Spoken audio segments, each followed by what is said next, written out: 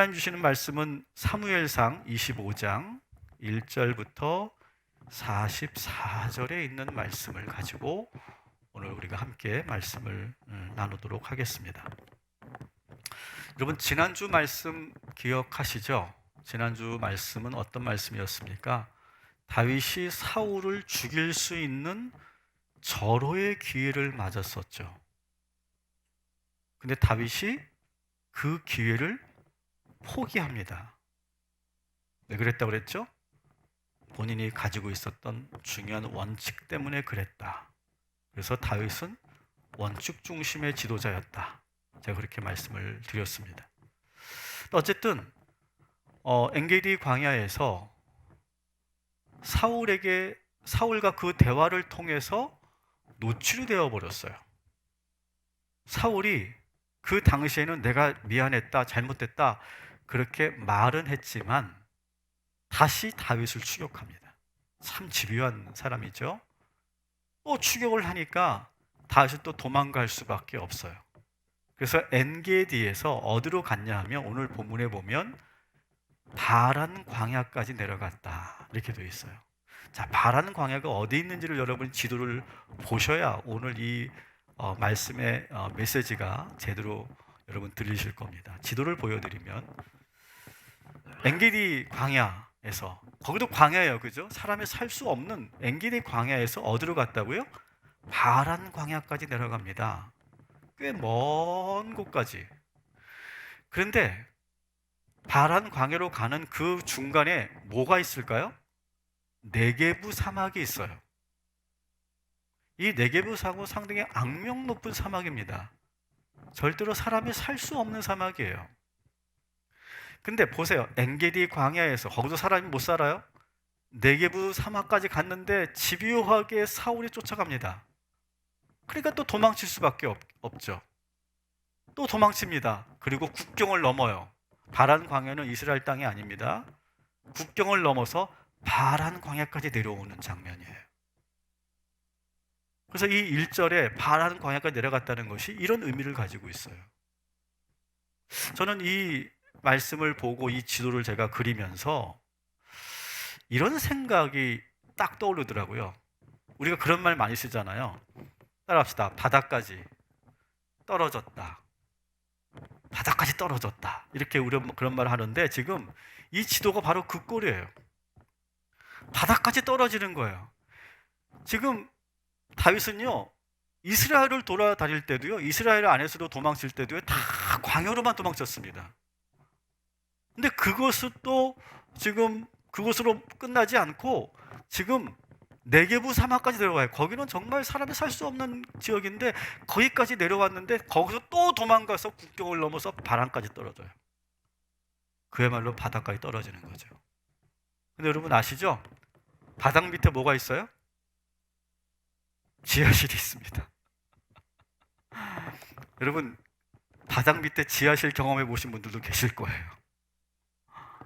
근데 여러분, 지하실 밑에 또 하나가 있습니다. 뭐가 있는지 아세요?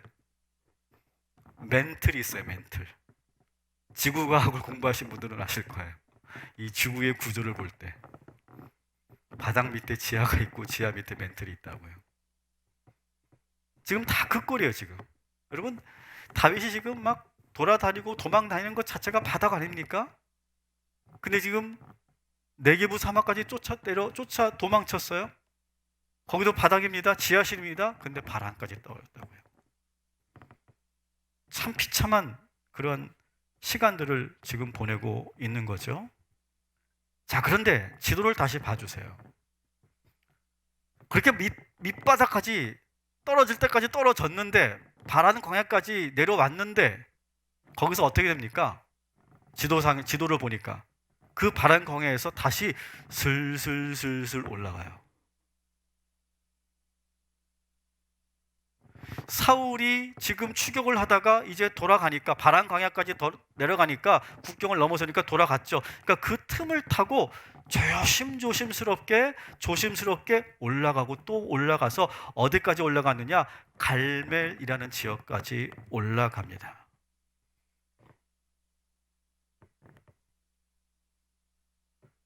저는 이 밑에서 위로 올라가는 이 화살표를 제가 그리면서 저는 왠지 모르는 힘을 느꼈어요. 어떤 힘이냐? 그가 이렇게 밑에서 올라온 이유가 있어요. 그 파란 광야에서, 다시 말하면 멘틀까지 떨어졌는데 그 밑에서 올라간 이유가 있다고요. 그 이유가 뭔지 아세요? 따라합시다. 먹고 살기 위해서. 한 번 더 따라합시다. 먹고 살기 위해서. 한 번 더 따라합시다. 먹고 살기 위해서. 다른 거 아니에요. 어떤 명분 때문에 뭐 하나님 명령하셔서 그런 게 아니에요. 광야에 계속 이렇게 있으면 어떻게 돼요? 다 굶어 죽는 거예요. 그래서 먹고 살기 위해서 올라가는 거예요. 목숨 걸고. 그래서 갈멜까지 올라갔다고요. 거기서 600명을 먹여 살릴 수 있는 일을 하나 구해요. 일. 오늘날로 보면 알바짜리 하나 구한 거예요. 어떤 일이냐? 목동들을 보호해주는 일. 그 일을 구합니다. 여러분, 그 당시 목동들은요, 천대받는 그런 사람들이었는데, 그들을 도와주는 일, 그들을 보호하는 일이니까 더 밑바닥에 있는 일이에요, 사실은요. 천대받는 일이었던 거예요.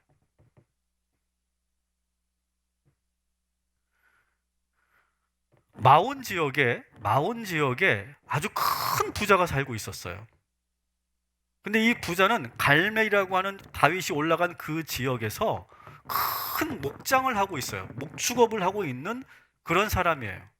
본문에 보니까 3절에 보니까 양 3,000마리와 염소 1,000마리를 키우는 그런 그 목장 주인이었어요. 그의 이름은 누구냐? 따라합시다. 나발. 이름을 기억하세요. 나발이에요. 나발. 이 나발에게 다윗이 고용된 거예요. 그래서 방금 말씀드린 것처럼 짐승들과 도적떼들로부터 가축과 목동들을 보호하는 일을 지금 맡아서 아르바이트를 하고 있는 거예요, 지금. 여러분, 다윗이 누구예요, 지금? 곧 왕이 될 사람 아니에요? 그런 비전을 가지고 지금 이 고생을 하고 있는 거 아니에요? 그런데 그런 지도자가 감당하기에는 어울리지 않는 그런 천한 일이에요. 근데 다윗이 지금 왜 올라왔다고요? 밑에서 왜 올라왔다고요? 먹여 살리기 위해서 올라왔어요. 자기를 따라오는 그 600명의 사람들 어떻게든 먹여 살려야 되니까 올라온 거예요. 자기의 어떤 신분을 내려놓고 이 일을 시작합니다. 그리고 아주 성실하게 해냅니다. 아주 맡겨진 일을 정말 성실하게 해요. 그러던 어느 날 이 주인 나발이 양털 깎는 날을 하게 됩니다. 이런 그 목축업을 하는 데 있어서 이 양털 깎는 거는요, 뭐냐 하면 뭐와 똑같냐면 농부들이 가을에 뭐 하죠? 추수합니다. 그런 거랑 똑같은 거예요. 농부들은 가을에 추수를 한다면요, 이 목축업을 하는 사람들은 이제 늦봄, 초여름에 양털 깎기를 하게 돼 있어요.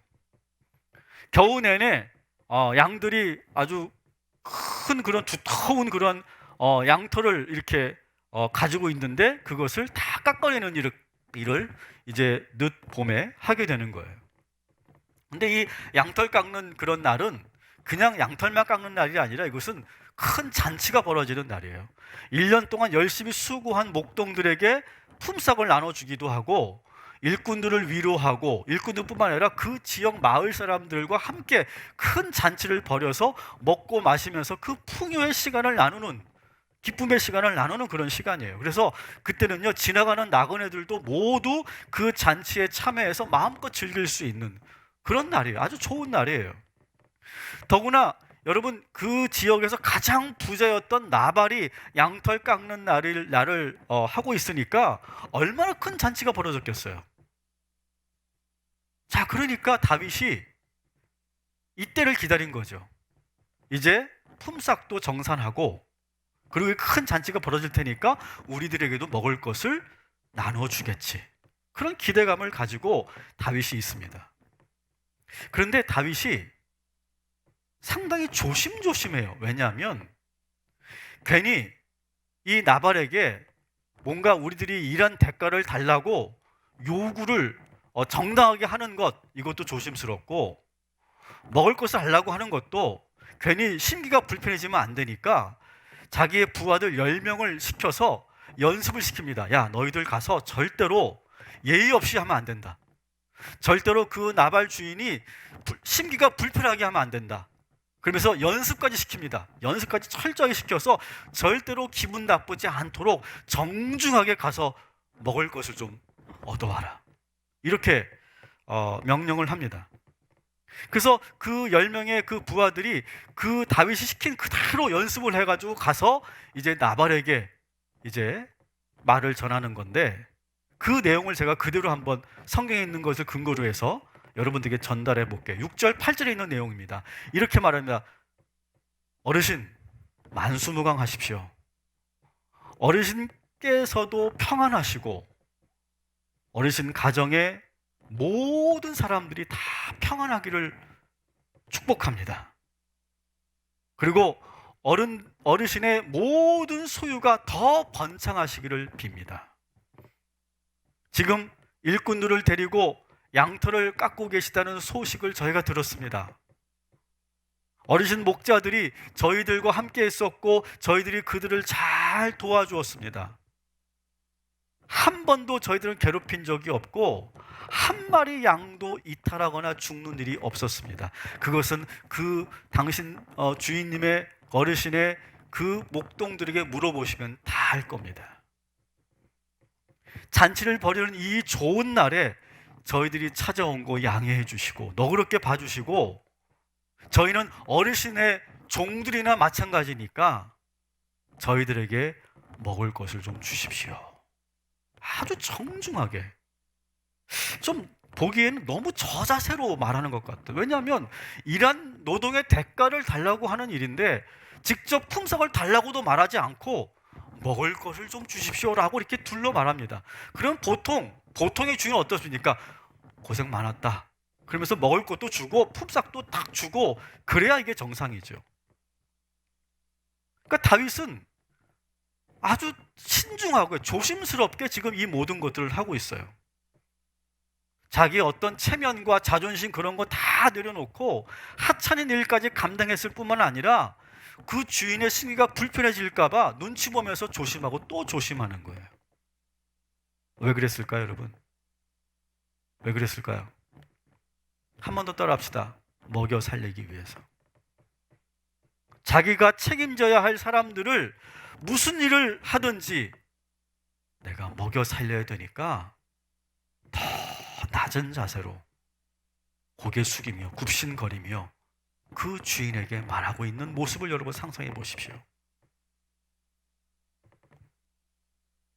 여러분, 이것이 진정한 왕이죠. 왕은 위에서 군림하고 지시하고 자존심 내세우고 체면 내세우는 사람이 아니라 백성을 먹여 살리기 위해서라면 무슨 일이라도 감당할 수 있는 사람이 왕인 거예요. 다윗은 지금 그 왕의 수업의 일환으로 이런 일들을 경험하고 있는 거예요. 절대 내가 이 나발이라고 하는 사람에게 굽신거린다고 해서 자존심 상하지 않고 상처받지 않아요. 우리 내 뒤에 있는 600명의 우리 식솔들이 먹을 수만 있다면, 잘 먹고 잘 살 수만 있다면 내가 어떤 일이라도 나 감당하겠다. 그런 마음으로 지금 그 주인에게 정중하게 말하고 있는 거예요. 여러분, 우리 가장들이 그렇죠. 우리 가장들이 사회에 나가서 그렇게 열심히 일하는 이유가 뭡니까? 자존심이 상하면서도 그 모든 것을 다 내려놓고 그렇게 내가 고개 숙이고 열심히 사는 이유가 뭡니까? 우리 가족들을 위해서죠. 우리 종업원들을 위해서 내가 무슨 일이라도 내가 할 수 있다라고 하는 그런 마음으로 다윗처럼 그렇게 우리는 세상에 나아가서 밖에 나아가서 그런 일들을 하는 거죠. 저는 오늘 이 말씀을, 오늘 여러분에게 처음 보여드렸던 이 지도를 여러분 기억하시기 바랍니다. 우리가 살면서 밑바닥에 떨어졌다고 할지라도 지하실까지 파고 들어갔다 할지라도 여러분 절대 절망하지 마시기를 주님의 이름으로 축복합니다. 왜 그래야 되냐고요? 여러분을 바라보고 있는 가족들을 위해서요. 여러분들이 지금 책임져야 될 종업원들을 위해서요. 우리는 다윗처럼 언제든지 일어서서 다시 도전하고 다시 시작하는 복된 21년도가 되시기를 주님의 이름으로 축복합니다. 저는 그런 힘을 느꼈어요. 그 밑에서 올라오는 그 다윗의 모습을 보면서. 여러분, 먹고 살기 위해서 일하는 거 그거 구차한 거 아닙니다. 부끄러운 거 아닙니다. 수치스러운 거 아닙니다. 우리가 당연히 감당해야 될 일인 줄 믿습니다. 그리고 그것은 숭고한 일이고 거룩한 일인 줄 믿습니다. 자, 그런데 여기까지 되게 좋은데요. 이야기가 이상한 방향으로 흘러갑니다. 이렇게 정중하게 눈치 보며 조심스럽게 다윗이 말을 했는데요. 여기에 대해서 나발이 기가 막히게 받아쳐요. 10절, 11절 우리 한번 같이 읽어보겠습니다. 드디어 나발이 다윗의 젊은이들에게 대답하였다. 도대체 다윗이란 자가 누구며 이새의 아들이 누구냐? 요즘은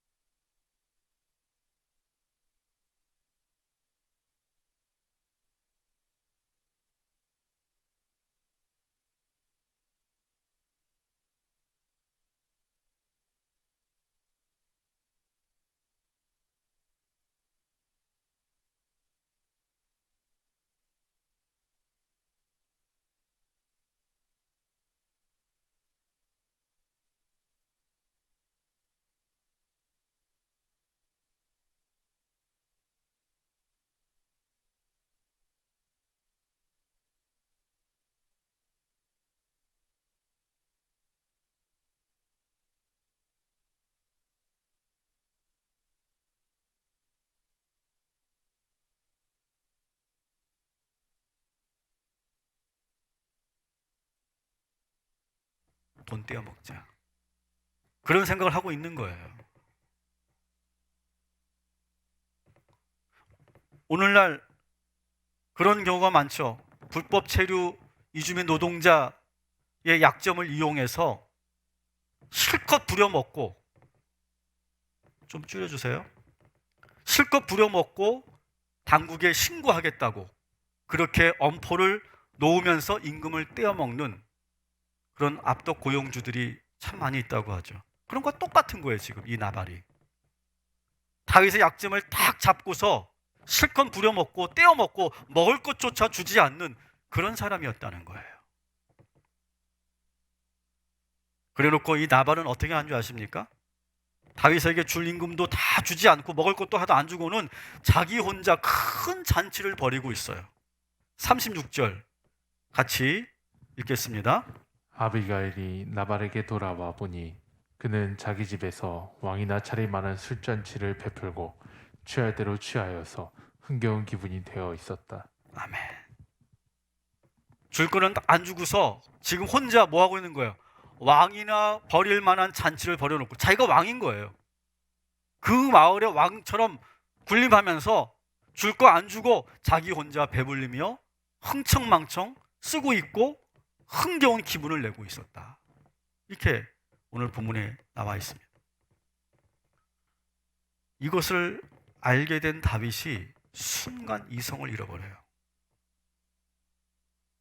좋은 마음으로 선한 의도로 시작했고 그리고 말을 할 때도 아주 조심스럽게 했잖아요. 분명히. 근데 아주 모욕적인 말이 들려왔고 그리고 파렴치하게 행동을 하니까 다윗이 꾹 누리면서 지금까지 잘 참아왔는데 순간 감정이 뻥 하고 폭발하는 거예요. 부하들 시킵니다. 모두 다 칼 차라. 다 칼 차. 400명을 선별합니다. 그리고 자기도 칼을 차고 가자. 가서 나발은 물론이고 그 집에 있는 모든 남자들 다 몰살시키자.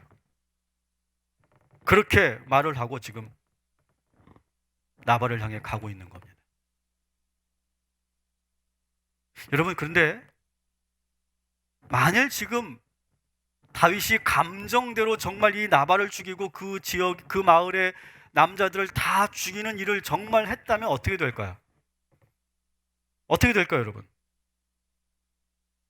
가장 큰 문제는 다윗이 지금까지 정말 어려운 과정에서도 끝까지 지켜왔던 원칙이 무너지기 시작하는 거예요.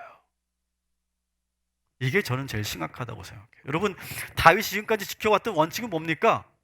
하나님이 기름 부은 왕은 절대로 건드리지 않는다. 두 번째, 백성들에게 피해를 주는 일, 백성들이 위험에 처하게 되는 일은 절대 하지 않겠다. 이게 다윗이 지금까지 도망 다니면서도 끝까지 지켜왔던 원칙이거든요. 근데 여러분, 이 나발은 누구예요? 비록 악독하고 파렴치한 그런 사람이지만 역시 그도 이스라엘의 백성이고 그 마을의 남자들도 다 역시 백성들입니다.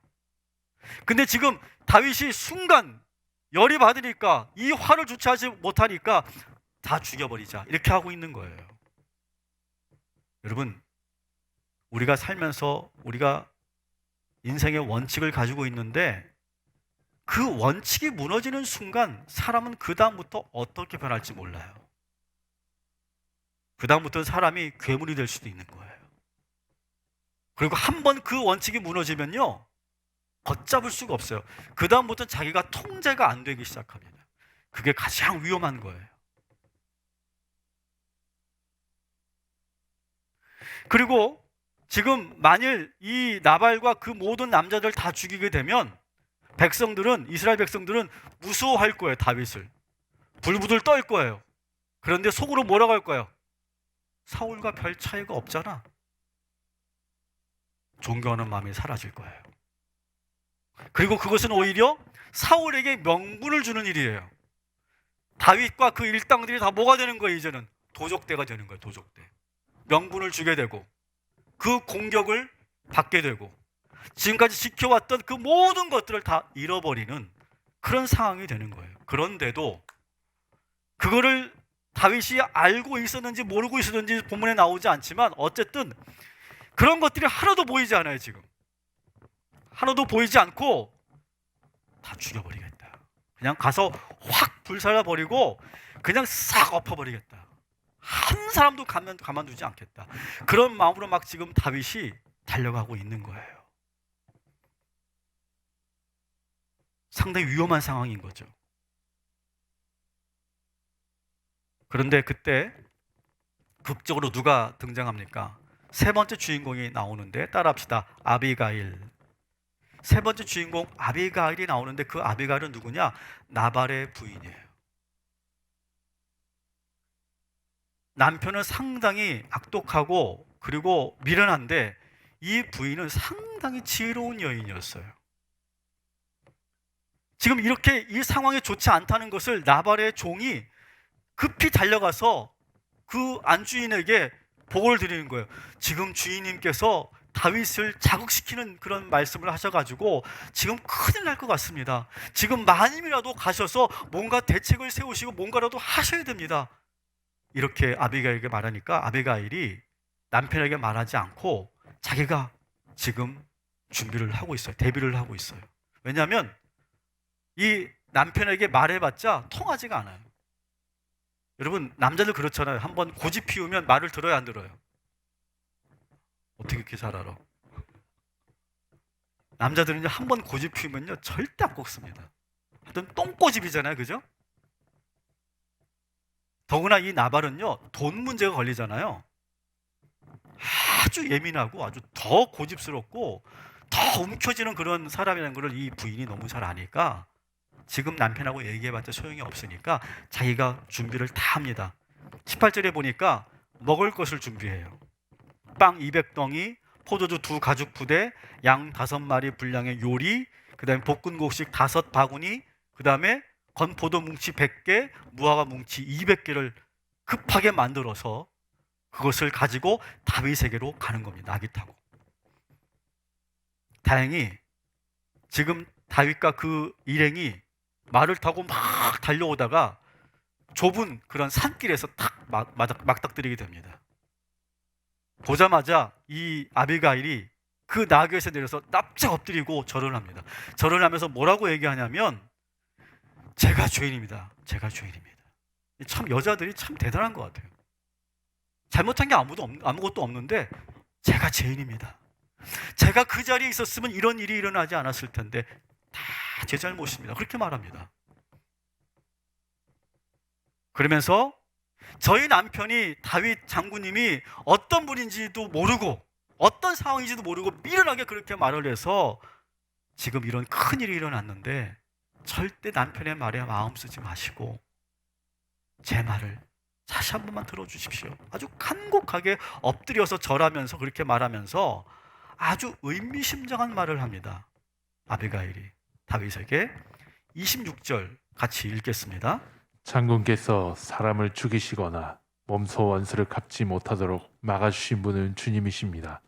주님도 살아계시고 장군께서도 살아계십니다. 아멘. 다윗이 지금까지 평판이 참 좋거든요. 그렇게 도망다니면서도 절대 보복하지 않고 사울이 그렇게 죽이려고 해도 절대 사울을 해하지 않고 백성들에게 절대 피해가지 않게 그렇게 잘 지켜왔는데 그 힘은 누구였느냐? 무엇이었느냐? 하나님께서 그렇게 해주신 것입니다. 지금까지 이렇게 잘 해오셨는데 이것을 지금 무너뜨리시겠습니까?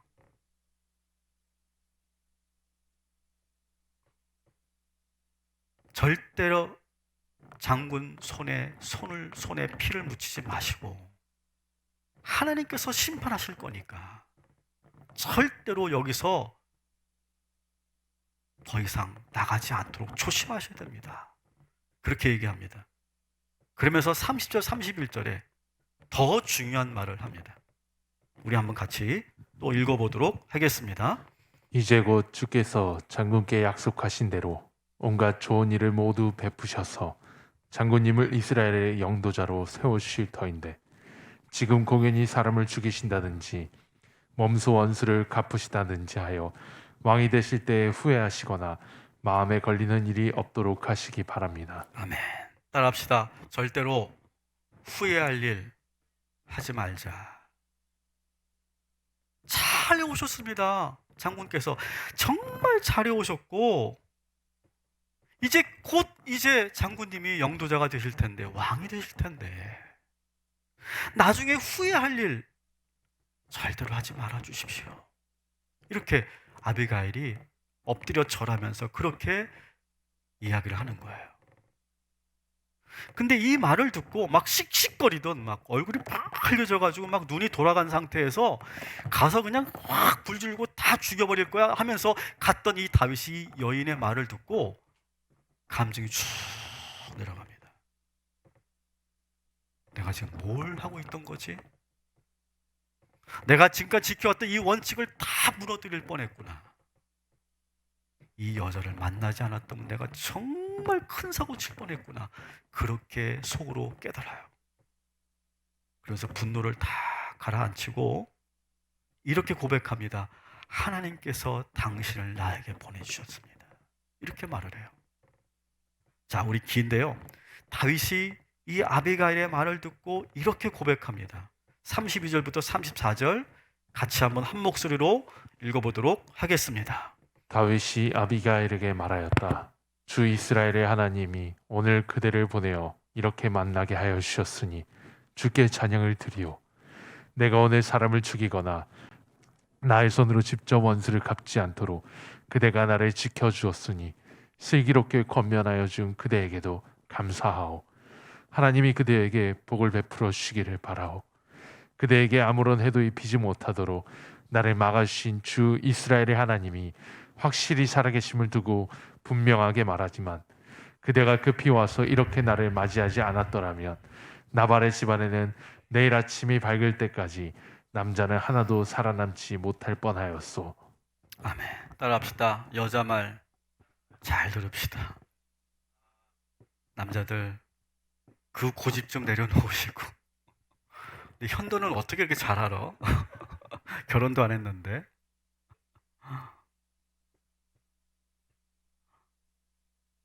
남자들 우리 똥꼬치 부리지 말고 여자 말 잘 들어야 됩니다. 근데 오늘 그게 주제는 아니에요. 따라합시다. 우리는 연약합니다. 우리는 참 연약한 사람들이에요. 지금까지 다윗이 잘 해왔잖아요. 참 성숙했잖아요. 그죠? 원칙을 잘 지켜왔어요. 인격을 보세요. 참 고상한 인격을 가지고 있고 감정 컨트롤 참 잘합니다. 막 시를 쓰면서 막 시편을 보세요. 노래하면서 막 그 힘들었던 그 시간들을 막 노래하고 찬양하고 기도하면서 그걸 잘 이겨나갔어요. 사울이 막 자기를 죽이려고 할 때도 막 하나님을 찬양하면서 그걸 이겨냈고 그 사울의 그 악한 마음을 자기가 받아내면서도 한 번도 화내지 않고 복수하지 않았어요. 참 대단한 리더십을 가지고 있는 사람이었고 하나님을 향한 그 믿음, 신앙심도 정말 깊은 사람이었어요. 그런데 그도 역시 인간이었다는 거예요. 어쩔 수 없어요. 여러분, 인간은요. 여러분, 인간은요, 하나님이 지켜주시지 않으면 순식간에 무너지는 것이 사람인 줄 기억하시기 바랍니다. 사람은요, 순식간에 추락해요. 우리의 믿음, 지금 우리가 갖고 있는 믿음, 나는 그래도 뭐 30년, 40년 믿음인데 나는 그래도 내가 권사고 장로 정도 됐는데 여러분, 그 믿음 정말 대단할까요? 순간이에요, 순간. 나발 같은 사람과 탁 만나잖아요. 그리고 와장창 깨지는 게 우리의 믿음인 거예요. 그게 인간인 거고요. 그런데 중요한 것은요, 그때마다 하나님께서 탁탁 우리에게 브레이크를 걸어주시고 하나님이 다윗에게 아비가일을 보내주셨던 것처럼 우리들에게 그런 사람을 보내주시고 말씀을 통해서 말씀하시고 우리가 이 예배를 통해서 우리가 새로워지는 줄 믿습니다. 우리가 그래서 말씀을 듣고 우리가 그래서 이렇게 예배를 드리는 거예요. 그리고 우리 주변에 그런 좋은 사람들이 우리에게 그렇게 하나님의 말씀을 대언해 주는 거죠. 그래서 우리는 말을 잘 들어야 돼요. 남자든 여자들의 말을 잘 듣고 또 아내들은 또 남편의 말을 또 잘 듣고 우리가 잘 들어야 되는 거예요. 하나님께서 아비가일을 보내셔서 다윗의 폭주를 막으셨던 것처럼 하나님께서도 우리도 지켜주시고 막아주실 줄 믿습니다. 하나님의 능력이 아니고는요, 절대로 우리가 잘 살아낼 수가 없어요. 완벽하게 살 수가 없어요. 인간은 완벽한 존재가 아니에요. 우리의 믿음도 마찬가지예요. 그래서 우리는 말씀을 듣는 거예요. 그래서 여러분, 잠언서에 보면요, 지혜라고 하는 이 단어를 여성 명사로 씁니다. 여성 명사. 그리고 잠언서에 보면 지혜의 여인이 나와요. 그리고 31장에 보면요, 현숙한 여인이 나오고요. 그래서 어떤 성서학자들은 이 아비가일이 잠언 31장에 나오는 현숙한 여인의 그 모습이다, 이렇게 이야기하는 학자도 있어요. 그만큼 지혜라고 하는 것은 여성적인, 섬세하면서도, 그리고 우리가 반드시 들어야 되는 그런 말씀이 바로 지혜다, 이런 것들을 의미하는 것이죠. 여러분, 잠언은 누가 썼습니까? 대부분의 잠언은 누가 썼죠? 솔로몬이 썼습니다. 근데 솔로몬이 썼는데 이 잠언에 보면요, 이 분노와 화에 대한 본문이 상당히 많이 있어요. 제가 세어보니까 한 20구절 정도가 되더라고요. 그 중에 제가 몇 구절만 좀 압축해서 여러분들에게 좀 보여드릴 건데, 이걸 딱 읽는 순간 뭘 깨닫게 되냐면, 야, 이건 다 다윗 이야기인데? 다윗이 지금 이런 상황을 경험했을 때 느꼈던 그런 감정들인데? 그러면서 제가 알게 된 거죠. 아버지 다윗이 이제 곧 왕이 될 아들 솔로몬에게 지혜를 가르치면서, 분노에 대해서 가르치면서 자기의 경험을 가지고 가르쳤구나. 그걸 제가 느끼게 됐어요. 우리가 한번 이 잠언에 있는 6구절의 말씀, 시편 말씀과 포함해서 6구절의 말씀을 한번 우리가 직접 읽어보면, 이거 다윗 이야기였구나 라고 하는 것을 곧 느끼실 거예요.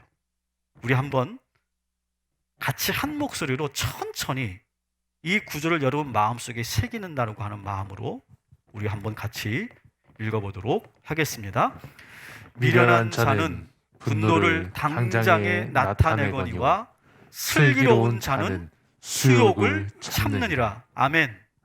아멘. 아멘 하시죠? 자, 그 다음 구절 보겠습니다. 노하기를 더디하는 자는 용사보다 낫고 자기 마음을 다스리는 자는 성을 빼앗는 자보다 나으니라. 딱 지금 다윗의 이야기네요. 그죠?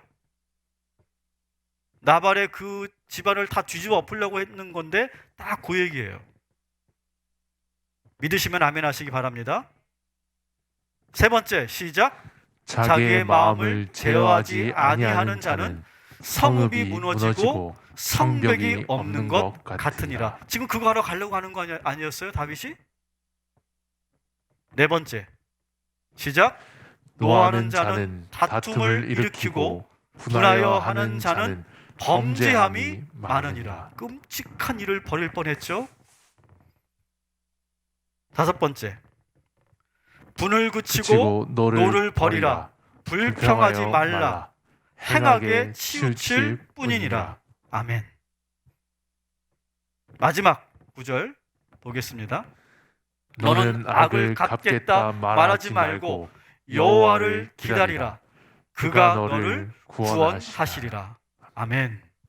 따라합시다. 여호와를 기다리라. 지금 아비가일이 한 말이 그거예요. 악을 악으로 갚지 마시고 하나님을 기다리십시오. 다윗이 아들 솔로몬에게 이 지혜를 가르칠 때 아비가일이 자기에게 해줬던 말을 지금 다 그대로 기록해 놓은 거죠. 말씀을 정리합니다. 여러분, 2021년 첫 주일에 왜 하나님께서 이 말씀을 우리에게 주셨을까요?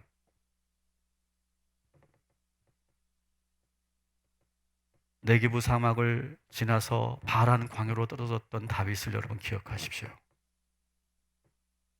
밑바닥까지 떨어졌다 할지라도 다시 힘을 내서 올라오는 그 다윗을 기억하십시오.